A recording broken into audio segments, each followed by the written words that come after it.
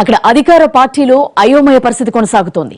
వర్గ విభేదాలు, local leaders ను పట్టించుకోవడం లేదన్న క్యాడర్ ఫిర్యాదులను పరిగణలోకి తీసుకుని సిట్టింగ్ ఎమ్మెల్యేలని పక్కన పెట్టింది అధిష్టానం. ఆ ఎమ్మెల్యే స్థానంలో టికెట్ దక్కించుకున్న అభ్యర్థి లోకల్ లీడర్స్ కు పెద్ద షాకే ఇచ్చారట. స్థానిక నేతలకు ప్రాధాన్యమిచ్చి యువతలో ఎవరో ఒకరికి అవకాశం కల్పించాలని నియోజకవర్గ ముఖ్య నేతలు కోరినా హైకమాండ్ పట్టించుకోకపోవడం వారికి మింగుడు పడ్డం లేదట. ఇందుకే ఆ నియోజకవర్గంలో ఏం జరుగుతుందో మీరే చూడండి. పశ్చిమ గోదావరి జిల్లాలో రిజర్వ్డ్ అసెంబ్లీ నియోజకవర్గాల్లో తెలుగుదేశం పార్టీ పరిస్థితి అయోమయంగా కనిపిస్తోంది.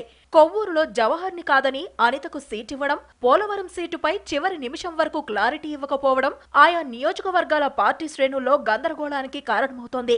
ఇక చింతలపూడిలో స్థానిక నేతలు కోరినట్టు అభ్యర్థిని ప్రకటించకపోవడంతో స్థానిక నేతలు గుర్రుగా ఉన్నారు. చింతలపూడి అభ్యర్థి విషయంలో స్థానిక సీనియర్లు సంతృప్తిగా లేకపోవడం కార్యకర్తల్లో గుబులు రేపుతోంది.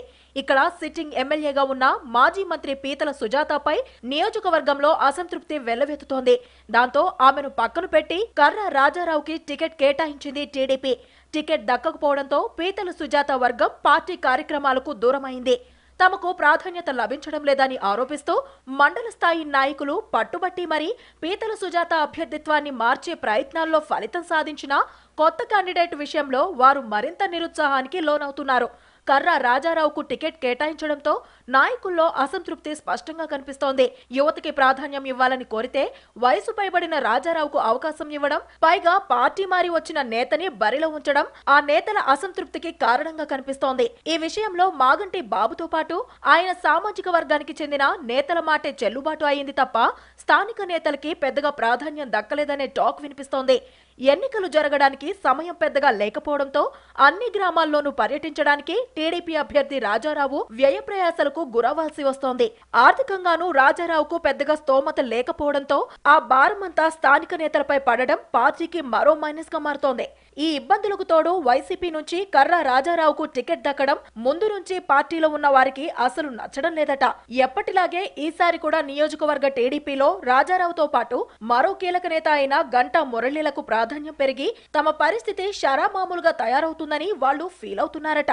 ఇప్పుడున్న పరిస్థితుల్లో చింతలపూడి నియోజకవర్గంలో ఎన్నికలకు ముందే అసమ్మతి నివ్వురుగప్పిన నిప్పులా కనిపిస్తోంది. పీతల సుజాతకు ఇప్పుడు అవకాశం దక్కకపోవడంతో అక్కడ కొన్ని వర్గాల్లో ఆమెపై సానుభూతి పెరుగుతుందంటున్నారు. టికెట్ దక్కకపోవడంతో పార్టీ కార్యక్రమాలకు దూరంగా ఉన్న పీతల ఇప్పటికే ఆమె వర్గంతో పలుమార్లు చర్చలు జరుపుతుండటంతో టీడీపీ శ్రేణుల్లో కలవరం కనిపిస్తోంది.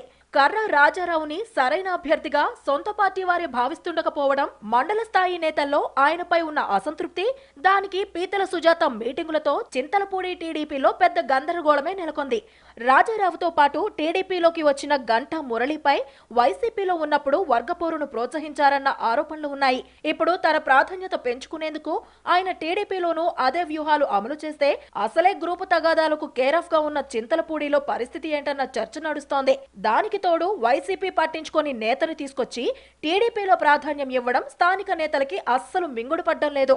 ఇలాంటి పరిస్థితుల్లో చింతలపూడి టీడీపీ రాజకీయం ఏ మలుపులు తిరుగుతుందో.